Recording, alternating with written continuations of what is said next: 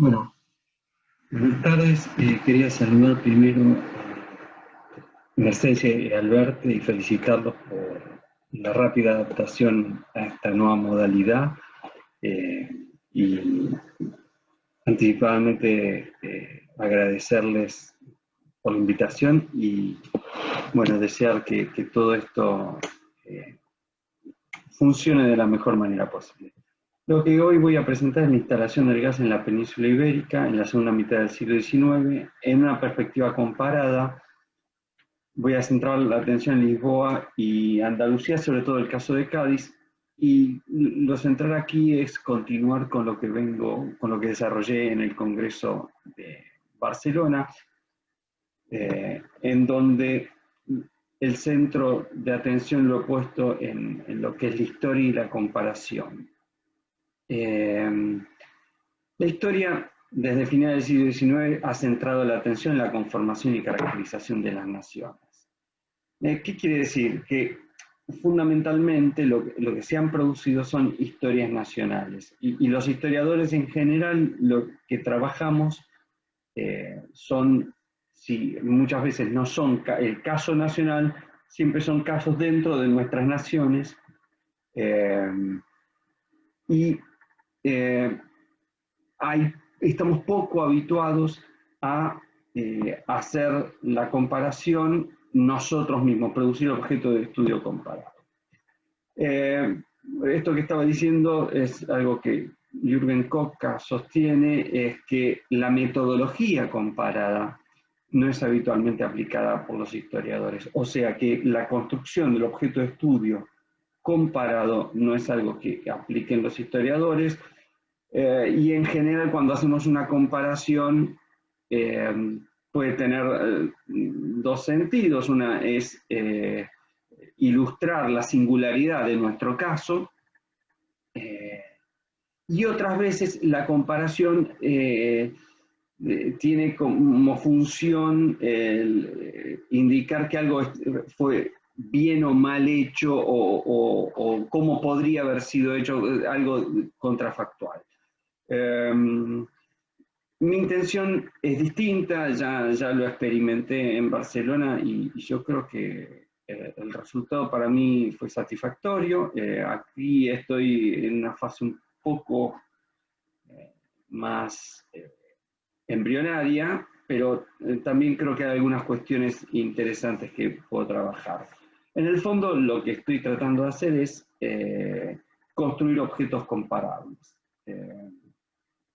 Centralmente, lo que Detienne formula es que uno puede desarrollar lo que él llama un comparativismo constructivo, que estaría caracterizado más por una experimentación, ¿no? Que uno va experimentando al comparar objetos que naturalmente no son comparables. No sé, naturalmente comparables podrían ser España y Portugal por pertenecer al sur de Europa y tener evoluciones semejantes, los países con colonia en América, el fin de sus colonias es más o menos para el mismo periodo. Esos serían objetos naturalmente comparables. Entonces, comparar objetos que naturalmente no son comparables, o sí son naturalmente comparables, pero sobre todo buscando a ver qué aparece, si aparece alguna propiedad, algún elemento que permita colocar nuevos problemas. Y como decía, el Congreso de Barcelona desarrolló una comparación entre Buenos Aires y Cádiz, y ahí lo que descubrí es que la cuestión central era que en ambas ciudades lo que se buscaba era mejorar la iluminación pública a aceite por el gas, lo que aportaría en el fondo una mejor iluminación y la consiguiente seguridad, pero el problema que surgía en ese momento era cómo se pagaba ese servicio. Y ese es un problema que un poco se puede ver en varias situaciones de este periodo, pero bueno, en ese caso, en esa comparación, eso era una cuestión central, y lo que esta comparación me permitió fue esbozar como una forma de ejercicio una serie de etapas que después puedan ser usados en otros casos. Entonces, hay una primera etapa que es la etapa de la subasta y el contrato, o sea, esa etapa en que todavía no hay nada, no hay ninguna empresa proveyendo el servicio, y se empieza a discutir toda la cuestión de cómo tiene que ser este servicio, qué ventajas y desventajas tiene, todo ese proceso hasta la firma del contrato, ¿no? Ahí hay todo un proceso una fase que puede tener tiene siempre su singularidad, por lo menos eso es lo que yo vengo viendo en estos casos que vengo comparando.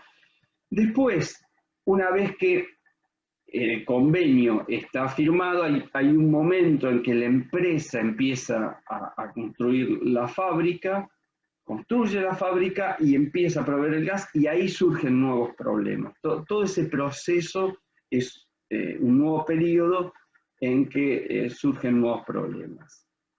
Después, en los casos que trabajé, hay un segundo momento en que empiezan a surgir conflictos entre la municipalidad y la empresa. Esto fue más hacia 1860, 1870, y también ahí el surgimiento de los controles. Estos dos últimos tópicos no los voy a trabajar aquí. Aquí traté de centrarme más en el primer periodo, que descubrí algunas singularidades que me parecen interesantes. Además está decir que para el caso de Lisboa, de la compañía lisbonense de iluminación a gas, quien más ha trabajado es Ana Cardoso de Matos, y entre los trabajos de 2003, de 2005, Imagens do Gas, que es realmente un trabajo muy completo, y posteriormente los trabajos comparativos, o paralelamente que hizo con Arroyo sobre Barcelona, y después el trabajo que hizo para el libro La globalización, nacionalización y liberalización, que se han publicado, ahí ya está prácticamente todo dicho. Entonces, mi idea fue, a pesar de haber consultado todas las fuentes, había mucho que ya estaba explicado, fue tratar de encontrar, como decía, algunas propiedades, algunos problemas que no hubiesen sido tratados, y que esta comparación ayuda. Entonces, acá lo que surge, quiero darles rápidamente esta cronología para mostrar cuál es el problema. Para mí el problema central es que en el caso de Lisboa intervienen 4 actores y no 2 o 3 como surgen en otros lugares, en donde está el gobierno central, el gobernador civil, que es una instancia intermedia, la Cámara Municipal de Lisboa y la Compañía Lisbonense de Iluminación a Gas. ¿Y por qué intervienen todos estos actores? Fundamentalmente porque no está claro a quién le corresponde o quién es la autoridad encargada de contratar el servicio de gas. O sea, vamos a ver que esta atribución va cambiando de manos. En 1823, el gobierno central establece que la fiscalización de la iluminación y limpieza de Lisboa pasa a ser responsabilidad de la Cámara Constitucional, o sea, de la Cámara Municipal, sería, pero inmediatamente en 1823 regresa esa competencia al intendente de policía. Finalmente, en 1834, la limpieza e iluminación pasan a ser responsabilidad de la Cámara Municipal, por decreto del gobierno nacional. Y cuando le atribuye esta competencia a la Cámara Municipal, inmediatamente la Cámara Municipal hace un anuncio para recibir propuestas de iluminación de gas y comienza a recibir pedidos de iluminar la ciudad en exclusividad a partir de ese momento y durante una década recibe pedidos. No tenemos mucha información de qué sucede con esos pedidos. De hecho, los legisladores muchas veces piden información y no hay documentos sobre esto, por lo menos en todo lo que yo he consultado. Y en la bibliografía tampoco hay mención a todo esto. En medio de este proceso, en 1837, Pasos Manuel, buscando proteger la industria nacional, establece la exclusividad por 15 años para nuevos inventos. Y este no es un dato menor, porque esta legislación, esta ley que establece la exclusividad para nuevos inventos o introducción de inventos desde el exterior, va a ser fundamental en el contrato. En 1844 hay un debate en la prensa cuando ya se empieza a ver que las empresas siguen solicitando, que hay una empresa inglesa que solicita para iluminar a gas Porto y Lisboa, empiezan a surgir voces a favor y en contra, y fundamentalmente ahí el debate es, yo diría, por lo menos la sensación que tengo es que es relativamente pobre, porque no se discute sobre el privilegio o no, sino que se discute si conviene empezar a iluminar a gas y cuál sería la consecuencia de esto para el aceite de oliva, la producción de aceite de oliva y su derivado, la purga del aceite de oliva, que es usado para iluminar. Finalmente, en 1846, el gobierno central, y no la Cámara Municipal, y este es el punto central, firma un convenio de exclusividad por 15 años con Detri, francés, y con Costa, quienes transfieren inmediatamente esto a la compañía limonense de iluminación a gas y pertenecen a la compañía. Detri queda hasta 1856 en la compañía. Pero decía, es firmado este convenio en exclusividad, y lo central de este convenio es que se firma por lo que permitía la instalación de la exclusividad en los nuevos inventos. No están los pareceres ni los debates de por qué sí o por qué no esto.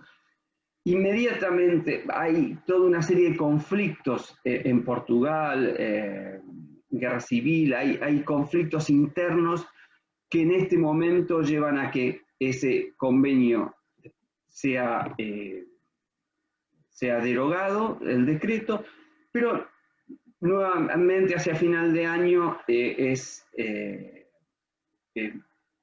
atribuido el mismo convenio, es dicho que este convenio es válido, y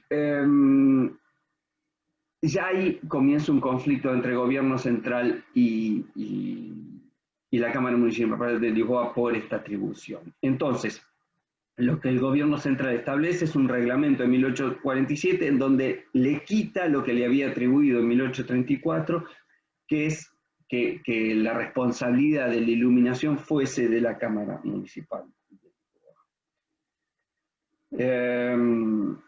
Y al mismo tiempo lo que establece es quién debe fiscalizar este contrato y atribuye esta fiscalización del contrato al gobernador civil. Como se puede ver, este es el contrato. Realmente es un contrato muy básico, muy básico. Si pensamos en la misma época, el contrato que firma Cádiz, este contrato es muy básico, que establece la exclusividad por 15 años, establece el precio por hora, establece que corren por cuenta de los particulares la instalación de caños hasta el domicilio, o sea, desde la red hasta el domicilio, eso corre por cuenta del particular. Y esta otra disposición, que los materiales y carbón deben ser portugueses, tiene que ver con toda la discusión de si, desde 1844, de si la introducción de estas industrias no iba a traer problema a la industria nacional, si había industria nacional calificada para desarrollar esto, y entonces lo que establece el convenio es que la prioridad es para la industria nacional, pero igualmente después terminan importando siempre carbón de Inglaterra.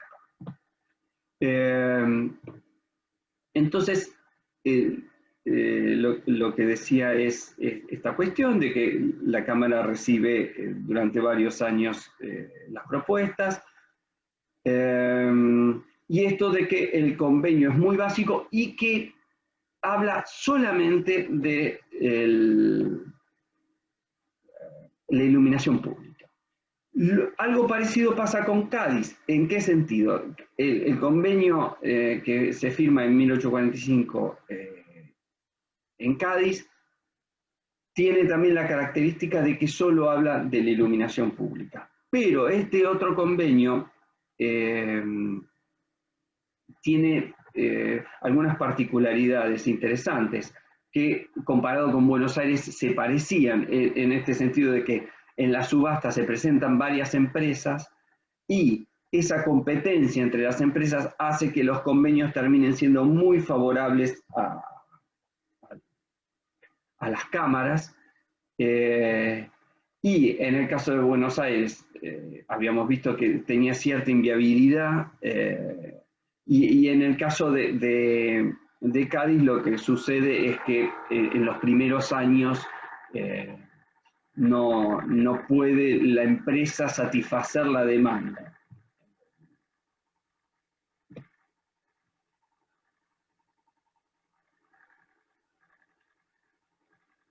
Insisto con esto, el contrato de Lisboa era muy básico, y el de Cádiz muy ventajoso para la Cámara y con tarifas convencionales. ¿Cuál sería la síntesis de este primer momento? Que en el caso de Lisboa, esta situación del convenio firmado por el Poder Central y dejando de lado la intervención de la Cámara Municipal, genera de entrada una situación muy conflictiva entre la Cámara y la empresa. Sobre todo porque además la Cámara, la fiscalización que le corresponde es mínima, tiene que ver con la calidad del producto, con algunas cuestiones mínimas, pero cuando hay problemas más serios siempre se recurre al gobierno civil. Entonces, llegamos a un segundo momento, que es cuando está la fábrica instalada, del convenio firmado en 1846, ya a mediados del 48 empieza a distribuir gas la compañía lisbonense. Esta muy mala relación es expresada en los informes de 1850, en donde se dice que se tiene una muy mala relación con la Cámara y buena con el gobernador civil. ¿En qué se trasluce esta mala relación? En que la Cámara no paga la iluminación y todo el tiempo la compañía está reclamando que le pague.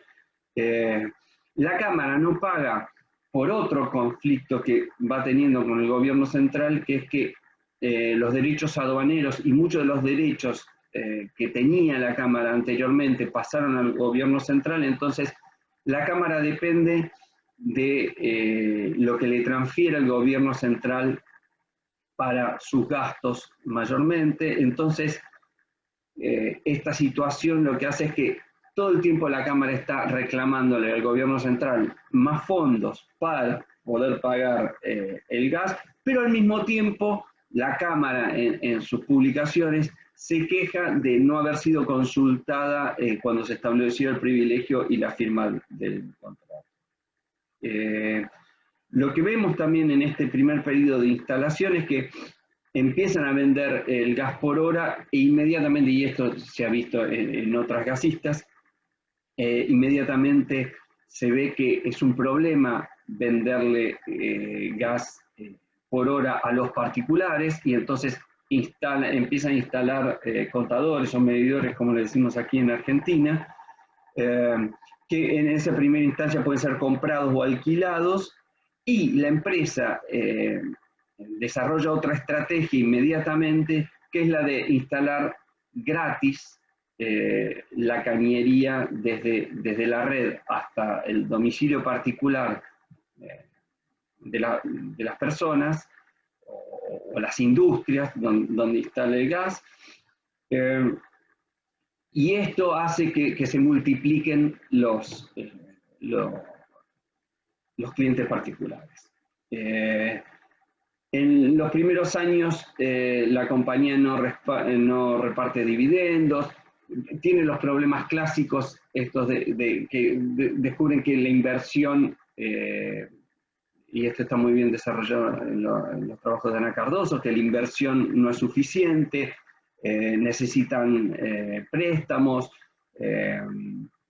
los hornos se desgastan más rápido de lo que pensaban, toda esta serie de cuestiones, pero de hecho en 1851 ya reparte un 6% y esto se mantiene a lo largo de estos años hasta los años 70. Como decía, comparando este primer momento con Cádiz, Cádiz la situación es que en un contexto de considerable crecimiento industrial, la empresa fue incapaz de generar la suficiente cantidad de gas para la creciente clientela. O sea, ahí lo que faltó fue inversión, que se soluciona entre el 63 y el 68 con nuevas inversiones y el pasaje a otra, ¿cómo se dice? El pasaje a otras manos. Bien, lo que quería mostrar acá es justamente qué es lo que pasa con los clientes particulares. Así como vimos que el convenio entre la empresa y el gobierno central era muy básico y no había grandes menciones a distintas cuestiones, este es el convenio que hace firmar la empresa a los particulares y en donde les cobra o el contador, o lo compran los particulares donde quieren, o se los provee la empresa en donde le cobran un alquiler, les cobra la limpieza de la llave de seguridad que se llama, que instalan en la puerta de los domicilios, y cobra 20 reis por pie cúbico, o sea, les cobra por volumen. Y no hay ningún lugar que establezca cuál tiene que ser ese valor, de dónde sale ese valor. La empresa, estos son bien tarifas convencionales, como se llama, que son aquellas tarifas que se establecen entre el particular y la empresa. Concluyendo, la cuestión que me parece central en este primer periodo y de esta comparación es que a mediados del siglo XIX una cuestión importante es que los ámbitos locales, municipales, están en construcción. Si quieren, a modo de ejemplo, está la Ley de Organización y Atribuciones de los Ayuntamientos de 1845 de España, pero lo que quiero decir es que no es natural ni obvio que sean una atribución de los ayuntamientos, de las municipalidades, el otorgamiento o la relación esta con las empresas que se instalan de gas.